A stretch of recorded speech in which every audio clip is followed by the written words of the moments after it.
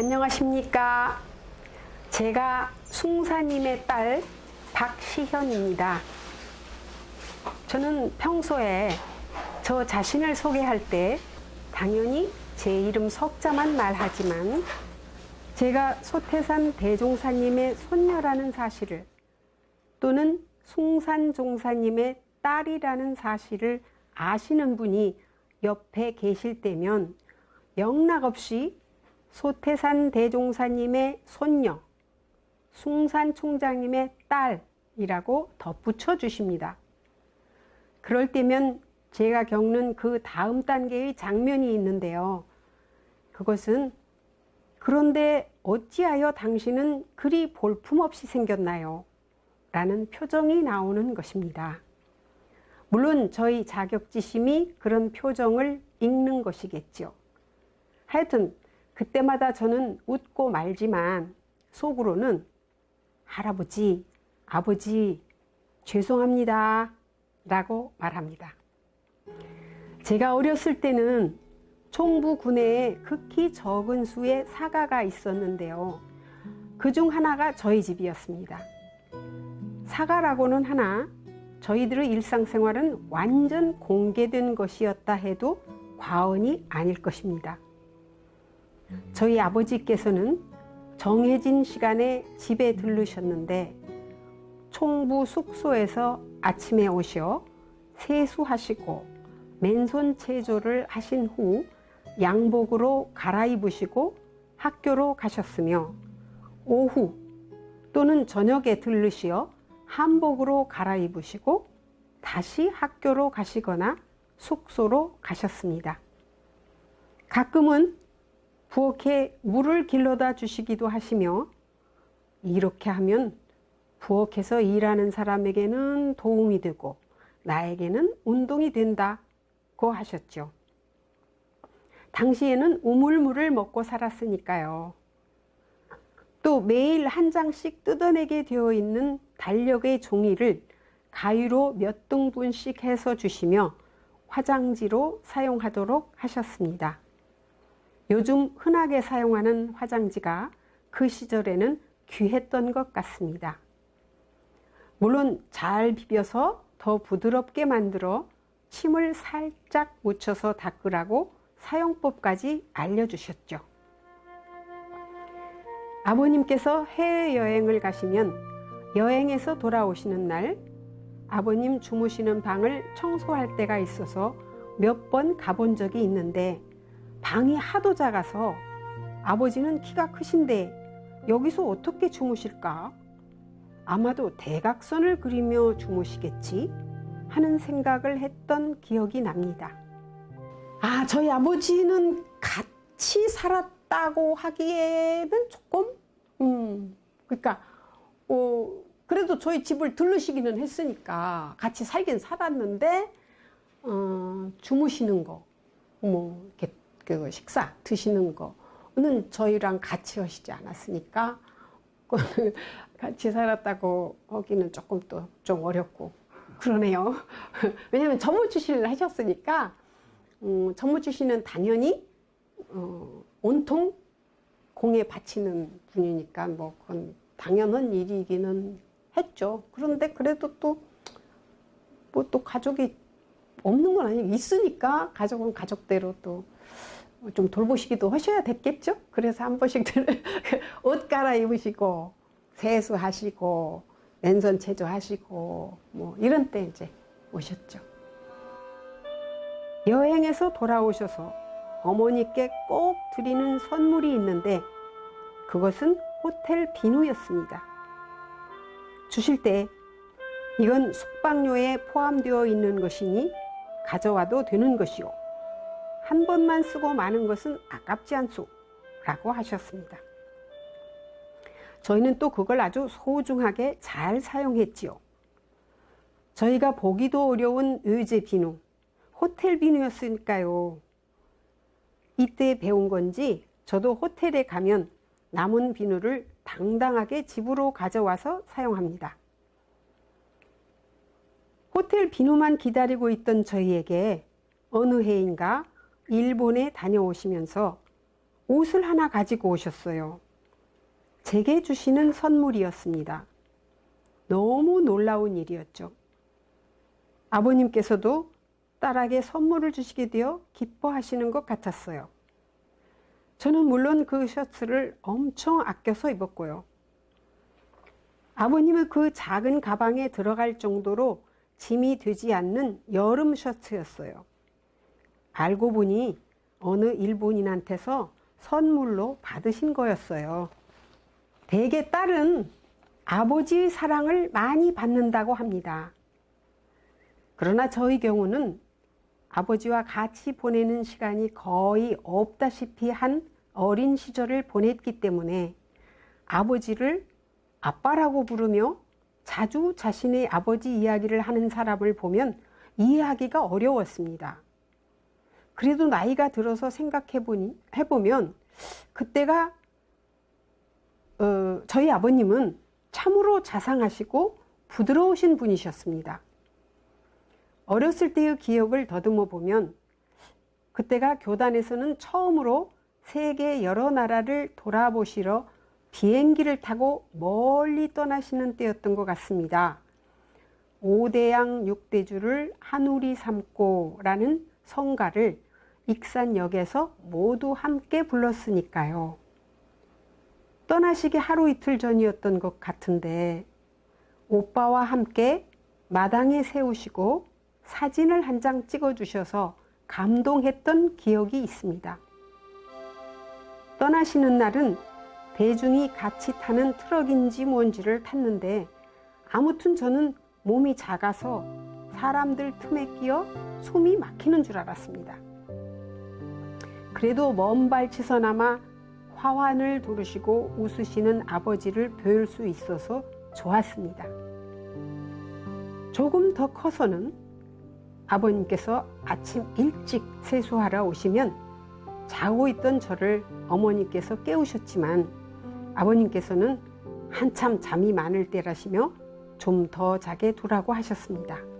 어디에서 글을 접했었는데 어머님을 모시려고 결혼을 하셨다고 그러더라고요. 그래서 이건 그럼 뭐야? 그냥 그러고 지나갔죠 뭐. 그럴 수도 있었네요. 근데 그렇다고 그래서 저는 그렇게 생각해요. 저희 아버지께서 당신이 처하신 그 자리에서 그래도 최선을 다하신 분이다. 저는 그렇게 생각해요. 저는 아버지에 대해서 굉장히 역시 긍정적인 생각이 훨씬 더 많아요.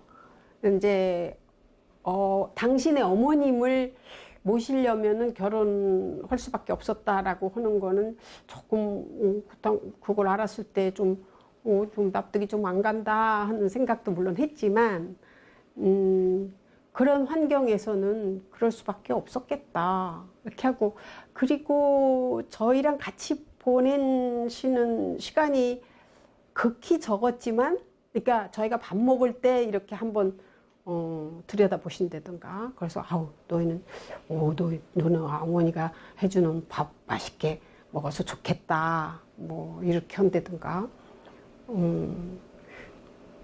그런 걸로 저희를 돌보신 거죠 뭐. 예. 그러니까 그게 그래도 당신으로서는 우리 집에 이제 가장으로서 그래도 아이들 밥 먹는 거 이렇게 한번 쳐다봐 주시기도 하고, 또 밥 먹을 때 뭐 시험 공부하느라고 막 정신 없으면은 단어 공부는 어떻게 하면 이렇게 해라, 뭐 사진을 딱 찍어라, 뭐 이렇게 한다든가.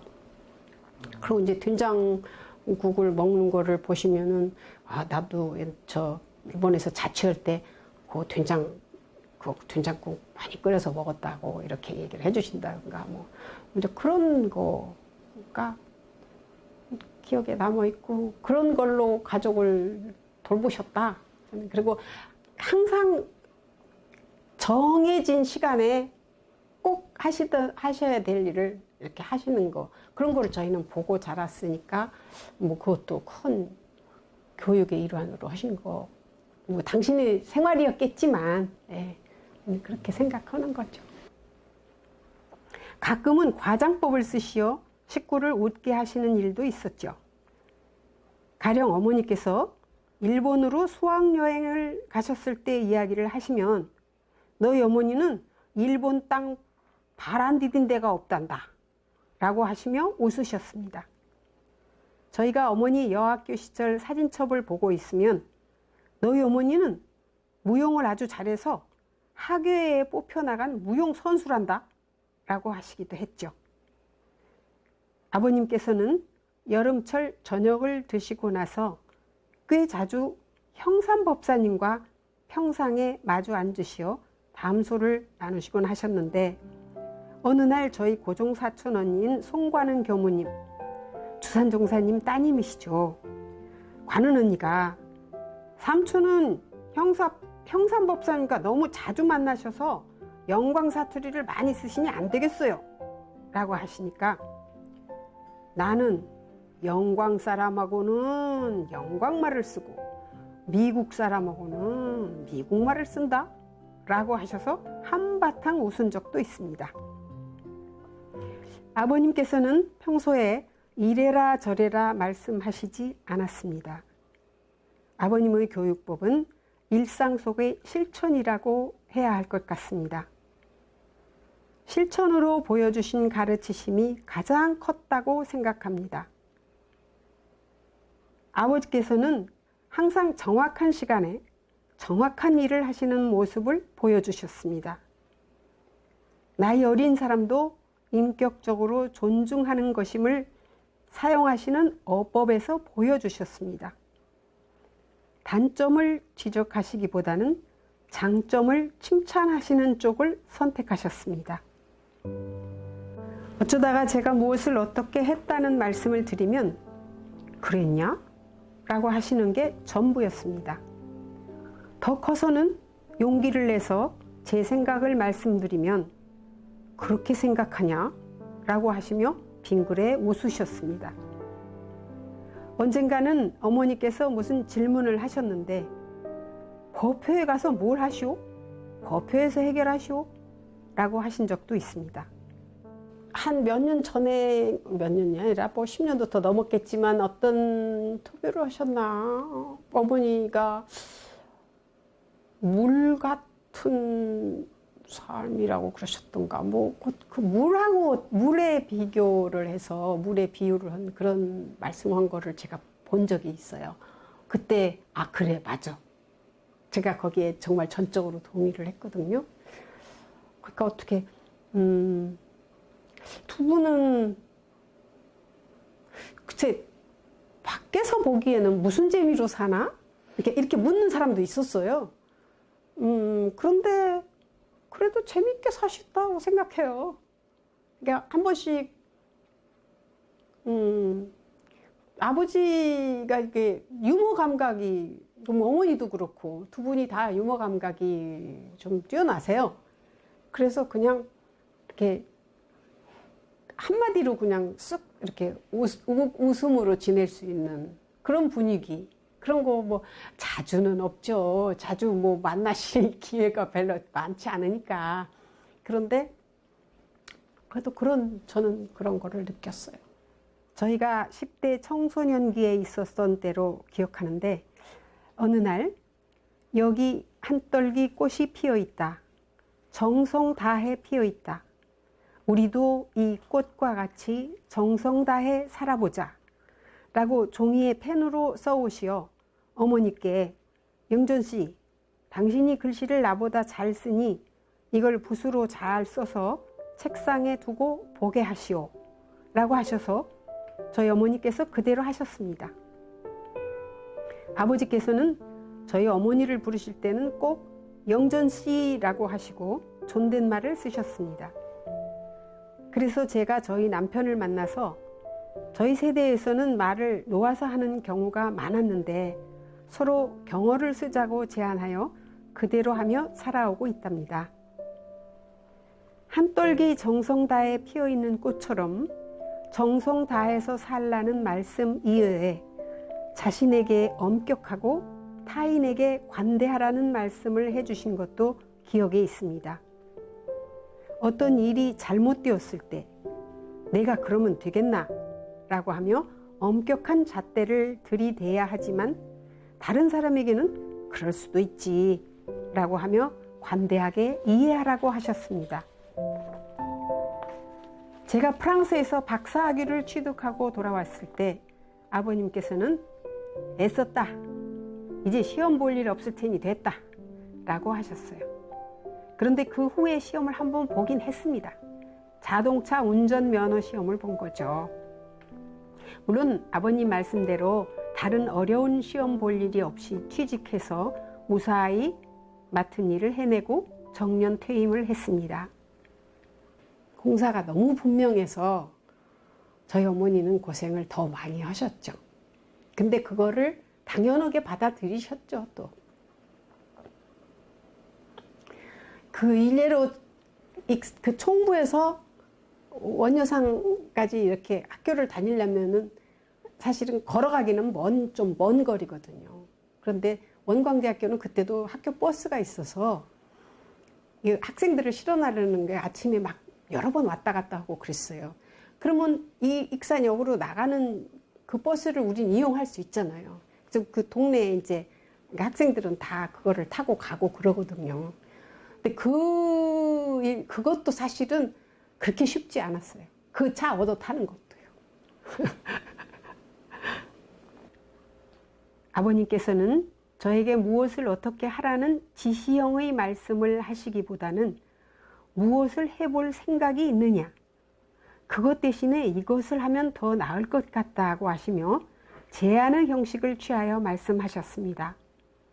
예를 들면 제가 9살 때 원광대학교에서 피아노를 한 대 구입하여 총부 대각전에 두고 사용하였는데 저에게 피아노를 배워보지 않겠냐라고 하셔서 저는 무조건 하겠다고 했습니다. 그래서 저희 어머니께서 저녁 시간에 공중의 전기를 쓸 수 없다고 하시며 촛불을 들고 대각전에 가셔서 악보 보는 법을 가르쳐 주셨습니다. 그때 그렇게 배우기 시작한 피아노가 너무 좋아서 저는 피아니스트가 되는 꿈을 가지게 되었죠. 그러나 원광여상 1학년 말경에 아버님 어머니께서 저를 불러 앉혀 놓으시고 너는 몸이 약하니 피아노를 계속하는 이보다는 외국어 공부를 하는 것이 좋겠다. 여성이 남성보다 더 잘할 수 있는 것이 외국어란다. 라고 하시며 피아노 공부를 그만둘 것을 권하셨습니다. 제가 피아노 공부를 게을리 했다는 것을 잘 알고 있었던 터라 양심상 반발을 할 수가 없어서 아무 말씀을 드릴 수가 없었지만 속으로는 레슨비를 마련할 수 없으니 음대에 진학할 생각을 접고 외국어 계열의 학과에 진학하도록 해라 라고 솔직히 말씀하시지 왜 나의 허약한 체질을 핑계 삼으시는가 싶었고 그대로 받아들이기에는 좀 억울한 생각이 들어서 그 시절 혼자서 참 많이 울었습니다. 저는 중고등학교 과정도 제가 원하는 학교를 선택하지 못하고 원광여중, 원광여상을 다녀야 했지만 그것은 부모님의 뜻이라기보다는 부모님 입장에서 그런 결정을 하시지 않을 수 없었겠다는 짐작을 하고 보니 전혀 반발심이 나지 않았습니다. 그러나 피아니스트가 되겠다는 꿈을 접게 되었을 때는 많이 힘들었습니다. 물론 이 또한 철이 들고 보니 부모님의 제안에 따른 저희 진로 선택이 얼마나 잘된 것이었는지를 알 수 있었지요.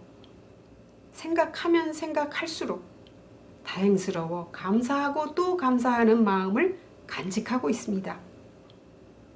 그런데 한편으로 생각해보면 저에게 피아노를 배우게 하신 것도 외국어 공부를 하게 하신 것도 다 교단 어느 구석에선가 쓸모있는 사람이 되게 하시려는 뜻에서였던 것 같습니다. 다만 제가 그 뜻에 제대로 부응하지 못한 것이 송구스러울 뿐입니다. 그래도 제가 총부에 살 때는 때때로 대각전에서 결혼식을 올리는 경우가 있었는데 그때마다 저는 무언가를 해야 했습니다. 5, 6세 때는 화동으로서 신랑 신부의 앞에서 꽃을 뿌렸고 피아노를 배우기 시작한 90세 때부터는 단음으로 남아 결혼 행진곡을 쳤으니까요. 저는 어렸을 때부터 나이 대학 이렇게 들어갈 때까지 전무출신 해라, 전무출신 하지 않을래, 이런 얘기 많이 들었죠. 그때마다 대답을, 아주 아기 때도 그랬대요. 대답을 안 들읍니다. 저희 어머니가 나중에 얘기하시는데. 그래서 제가 이제 커서는 물론 대답을 안 한 걸 제가 알죠. 근데 아주 어렸을 때도 제 기억에 없는 정도의 어렸을 때도 대답을 안 했대요. 그러니까 뭔가 이제 나는 이건 여기까지야, 여기는 안 할 거야, 그런 게 있었는 모양이죠. 근데 저는 좀 그게 부담이었어요. 그리고 어떤 부담이 컸냐면 그 당시에 무슨 특별한 어떤 의식을 가지고 그렇게 한 것 같지는 않고 이제 더 나이 먹어서 생각하니까 내가 왜 한 번도 그런 생각을 좀 더 심도 있게 생각하지를 않았을까라고 하면 이렇게 생각을 해보면 그게 아무래도 부담이었을 것 같아요. 그러니까 자신이 없는, 잘할 자신이 없는, 잘해야 되는데 제가 하면 굉장히 잘해야 되잖아요. 유학을 마치고 돌아온 후 어느 날 아버님께서는 원불교를 안내하는 소책자를 저에게 주시면서 프랑스어로 번역할 것을 생각해 보라고 하셨습니다. 그런데 제가 바로 결혼을 하고 취직이 되어 몹시 바쁘게 사느라 그만 그 숙제를 못하고 말았습니다. 아버님께서는 재촉하시지 않으셨고 저는 또 건방진 생각에서 그 책자가 썩 번역할 만한 것이 못 된다고 판단한 점도 차일피일 미루게 만드는 요인이 되었죠. 후에 저는 정전과 대종경을 번역하는 일이 무엇보다도 중요하다고 생각했고 기회가 닿아 정전을 처음으로 프랑스어로 번역하는 작업을 하기는 했습니다. 사용이 되고 있지 않아서 저로서는 좀 섭섭하지만 더 좋은 번역이 나오기를 기다리면서 일단 처음 원불교를 접하게 되는 프랑스어권의 보통 사람이 이해하도록 그렇게 한다는 뜻을 가지고 현학적인 표현을 찾지 않고 가능한 한 일상의 프랑스어를 사용했습니다. 원전을 볼 능력이 생길 때까지 우리 대종사님의 법에 아쉬운 드라마 접근할 수 있게 하려고 한 것입니다. 어쨌든 아버님의 뜻에 맞게 교단에 쓸모있는 사람이 되지는 못했지만 은근히 주신 아버님의 숙제를 시원찮게나마 했다는 생각을 해봅니다. 아버님께서는 철저하게 공인으로 사시느라고 자식에게는 아무 관심이 없으셨나? 아님 정토이신 어머님께 전적으로 자식 교육을 일임하셨나? 라는 생각을 할 때도 없진 않았습니다만 기억을 잘 더듬어 살펴보면 자식의 진로 결정의 중요한 대목에서는 방향을 잡아주신 것을 알 수 있습니다. 그때는 그냥 저는 무슨 말을 하는데 거리낌이 있거나 그런 편은 아니니까 그 전에 벌써 편지로 다 말씀을 드렸었고 그 다음에 이제 인사를 드리러 간다고 갔다가 또 간다는 해프닝도 좀 있었어요. 그러니까 왜냐하면 저는 이제 많이 밖에서 이렇게 생활을 하다 보니까 총부의 분위기랄지 이런 거를 많이 잊었었던 것 같아요. 그리고 그냥 그저 내가 좋아하는 사람이 생겼으니까 인사를 가서 하겠다라고 하고 저기를 같이 간 거죠. 근데 이제 그때 다 퇴근 후에 이렇게 가고 그러니까 아무래도 저녁 시간이어서 저녁에 가서 인사드리고 총부에서 하룻밤 자고 그리고 와도 되는 걸로 생각을 했죠. 그러니까 뭐 그러면 아마 주말을 이용했든지 그랬겠죠. 이제 그랬는데 익산역으로 저희 어머니하고 오빠가 나와더라고요. 우리 저 기차에 내릴 때. 그래가지고 그냥 아무 말 없이 그냥 어디론가 막 가는 거예요. 그래서 그냥 따라가는데 가다 보니까 뭐 어떤 여관으로 가는 거예요. 그래서 거기 자고 내일 아침에 와라 인사를.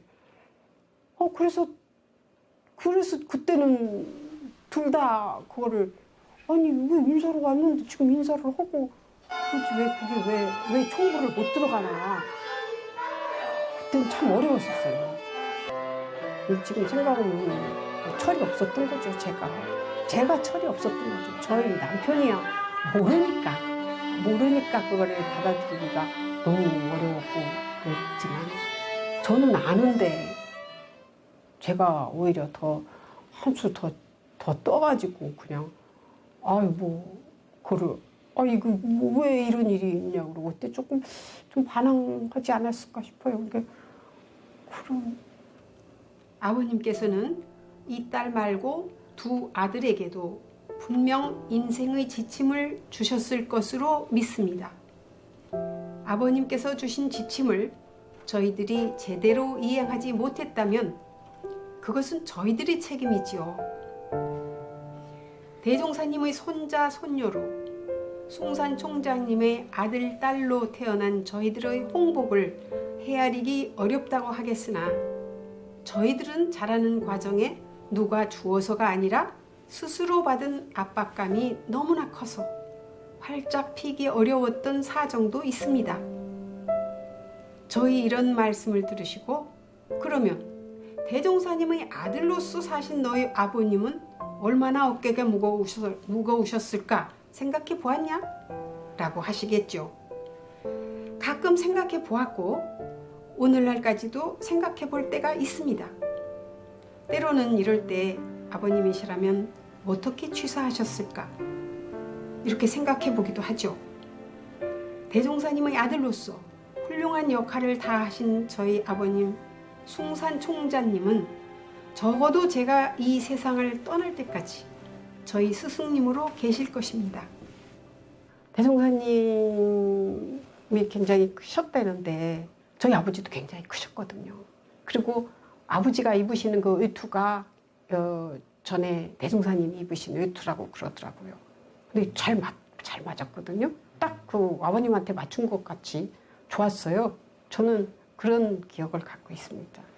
이게 다만 아버님이 대종사님보다 조금 덜 동글타 이렇게 그것만 생각해요. 아버님 조금 얼굴이 기신 편이니까 그냥 그 정도 거지. 그리고 저는 이게 나도 대종사님 배웠더라면 얼마나 좋았을까 하는 그런 생각은 항상 해요. 그렇게 좋으셨다는데 그리고 그럴 것 같아요. 정전을 읽어보면 정말 그럴 것 같은데 그리고 우리 할아버지라는데 저는 돌아가시고도 한참 후에 났으니까요. 한참 후에 났으니까 뭐 도저히 별 길이 없었죠. 아버님께는 올해 41살이 된 저희 큰아이 창훈이가 유일한 손자였습니다. 서울에 오시면 전화를 하시어 시은이야? 나 서울 왔다. 창훈이는 잘 크냐? 라고 하시고 틈이 나시면 저녁을 사주시기도 하셨습니다. 저희는 창훈이 덕에 아버님을 배울 기회를 얻곤 했지요. 지금도 가끔 시은이냐? 라고 하시는 아버님의 목소리가 들릴 때가 있습니다. 어느 여름 평상에서 잠든 손자를 보시고 여기는 모기가 많다 라고 하시며 부채를 붙여주신 적도 있습니다. 한 번은 어디 한번 업어볼까나? 라고 하시며 손자를 업어주셔서 저는 정말 많이 놀랐습니다. 제가 어렸을 때는 아버님은 무릎에 한번 앉아본 기억이 없기 때문이죠. 또 한 번은 아이가 마루에서 뛰다가 발을 헛디뎌서 영락없이 크게 다칠 뻔한 상황에 아버님께서 재빨리 움직이셔서 아이를 붙잡아 주시어 위기를 면했는데 녀석이 마루가 좁아지는 걸 못 보고 그냥 뛰더라. 내가 아니었으면 어쩔 뻔했냐? 라고 하시며 당신의 순발력을 자랑하시기도 했습니다. 30년 된 그 조립식 건물이 집이거든요. 근데 이제 제가 살고 있던 숙소가 불이 나가지고 타버린 바람에 지금 작업실에서 생활도 하고 일도 하고 그러고 있는 거예요. 오늘 보니까 겸타우님 본 것 같아. 겸타우님이 저를 딸같이 생각했어. 친했어. 여기 앉으세요. 여기 앉으세요. 이거 저 방. 유 감독님이 박 교수님 모시고 오신다고 그래서 제가 여기도 청소해 놓고 이렇게 차땅도 준비해 놓고. 아니 근데 저기 저희 어머니 겸타오님은 그러니까 저기 맨날 행복원에 사실 때 거의 자주 그럼요. 오셨어요? 그렇죠. 거의 여기도 잘 옆집이니까. 오시고 엄마하고 그리고 오빠하고 친해 은사님하고. 부모님하고 뭐 가시게 되고 가셔야 되니까 가신 거니까 물론 아니 물론 그때는 정확하죠. 엄마 비상이나 위상으로 보면 네. 아주 잘 가신 거예요. 그때 시기적절하게 아주 잘 가신 예. 거고 잘 하신 거고 예. 또 이렇게 촛불처럼 가셨어. 그러고 마지막 촛불 훅 이렇게 해가지고 교수님 같은 딸 그 당신의 그 포부 이런 거를 얘기하시는데 박 총장님의 간에서거나 자식들의 간에서는 굉장히 이렇게 자존감으로 생각을 하신 눈치가 보여서 제가 함부로 가서 기웃거리고 이렇게 여쭤보고 말하고 그런 처리가 못 되는 것도 있지만 제가 학원 출신이었으면 박 총장님을 모셔서 네. 이렇게 저렇게 하고 기웃거리고 아마 그것만 했을 것 같아요. 근데 저는 선원 출신이었거든요. 예. 선원 출신이었기 때문에 이 정화 제복사에 들어와서 검타님하고 인연이 됐고 예. 은사님하고도 인연이 됐고 이렇게 예. 결혼한 예. 것이지. 저희 어머니가 이제 그 이런 몸빼 그런 거 그렇죠. 입고 맨날 이제 일하시고 그러잖아요. 이제 그렇게 하고 집에서 이제 집안일 이렇게 하고 계실 때 원광대학교에 그때 가정과가 있었는데 그 학과 교수님인데 여자분이세요. 이게 오셨어요. 저희 집에 오셔가지고 사모님을 찾으시는 거예요. 바로 그 몸빼 입고 있는 그분이 사모님인데 바로 그분한테 어머니한테 사모님 계시냐고 그렇게 한 거예요. 이제 원광대학교 아무개 교수라고 그러면서 그러니까 어머니가 빨리 생각해낸 게 이제 네 사모님 이제 거기는 이제 여기 일하는 사람인가 보다 이렇게 생각하고 이제 생각을 네, 사모님을 따로 찾은 거예요. 근데 아니 제가 그럽니다 이렇게 안 하셨는지 못 하셨는지 하여튼 그러고 아이고 사모님이 좀 외출을 하셨습니다. 그렇게 하고 아이고 뭐 어떻게 전해드릴까요? 그렇게 인사를 하니까 이제 뭐 왔다 갔다고 이렇게 저러고 그러고 이제 가셨어. 또 해외여행을 그렇게 그 긴 여행을 하면서 딱 요만한 펭귄표 가방 요거 하나에다가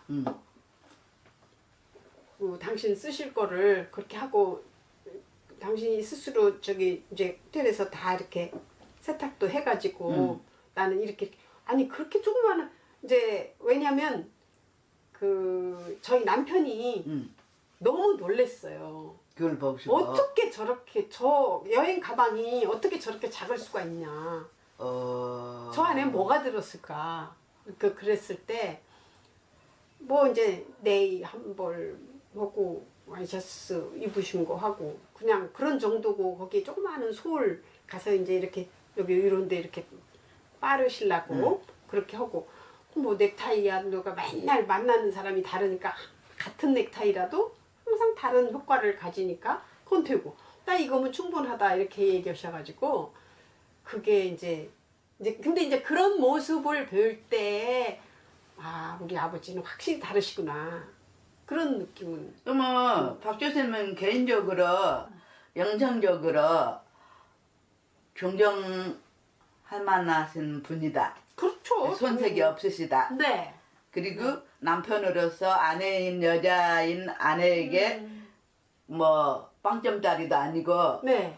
그냥 당신이 처한 상황에서 있는 그대로 최선을 마음을 다 다하죠. 보여주신 그렇죠. 그 뭐 인간의 완성형이라고 말할 수 있는 부분이잖아요. 뭐 거의 그렇죠. 근데 이제 뭐 다른 그리고 저는 다른 집을 또 별로 잘 모르잖아요. 제가 옛날에 그 어렸을 때 살던 이 총부 여기가 바로 낙원이었다. 낙원 세상이었다라고 한 것도 생각해 보면 그거밖에 모르니까. 그리고 그 안에서 뭐 무슨 고가 있지 않았으니까. 저는 그냥 행복했으니까. 그럼 그게 낙원이 아니고 뭐가 낙원이겠나. 그리고 그 안에는 사람과 사람과의 관계도 뭐 이렇게 복잡할 것도 없고 반목질식 이런 거 전혀 없고 그냥 한 식구로 이렇게 항상 그렇게 살았으니까 저는 그게 낙원이라 그렇게 이게 이제 박 믿고 교수님의 있거든요. 아버지를 생각하면 인품적, 네. 환경적, 경제적 이런 여건을 다 떠나서 네. 그분이 갖고 계신 그 기상 위상 하나만으로 충분히 그 내가 본받고 가고 감동하고 정신적으로 평생 의지할 만한 스승님이죠. 그런 넓은 도랑 어른이셨다는 그런 생각이 네. 이게 들고 가장 좋은 스승님이에요. 왜냐면 직접 제가 가까이서 배운 분이고 사실은 이렇게 저는 좀 이렇게 뭐랄까 아쉬움이랄까 대종사님 손녀로 태어난 것에 대해서 아주 영광스럽고 감사하고 또 죄송하고 제가 요렇게밖에 안 되니까 항상 그런 거는 있지만 뭐 무슨 한이 되는 거 그런 게 하나도 없다고 볼 수 있는데 딱 꼽는다면 대종사님을 뵙지 못한 거 나도 배웠으면 좋았을 텐데 그거는 저희들하고 똑같아. 네. 아버님 열반하시던 해에 7살이던 아이가 41살이 되었으니 세월이 많이 흘렀습니다. 제가 프랑스에서 5년 가까이 지내면서 집 생각이 나도 당시에는 통신비가 비싸니 전화하는 것은 엄두도 못 내고 편지도 일기 쓰듯이 써서 가끔 한 번씩 우송했죠. 물론 주로 어머님과 소통하였고 아버님께서는 시연아 보아라로 시작하여 아버지 씀으로 끝나는 아주 간단한 편지를 2번 정도 어머님 편지에 동봉하여 보내주신 것으로 기억합니다. 당시 낮에 한 생각이 꿈에 나타나기도 한다는 설이 있어서 집 생각을 하면 부모님을 꿈에 뵙지 않을까 했으나 본디 꿈이 없는 편인 저는 한 번도 부모님 꿈을 꿔보지 못했습니다. 그런데 아버님 돌아가신 해 다음 해인 1987년 초에 한번 아버님께서 꿈에 환하게 웃으시는 모습을 보여주셨던 기억이 지금도 뚜렷합니다. 제가 숭산 총장님 딸임이 확실하긴 확실합니다. 아버님을 추모하는 딸로서 가능한 한 재미난 이야기를 찾아보느라 머리를 후빌 대로 후볐지만 여기까지가 전부인 듯합니다. 빈약한 저희 추보담을 들어주셔서 감사합니다.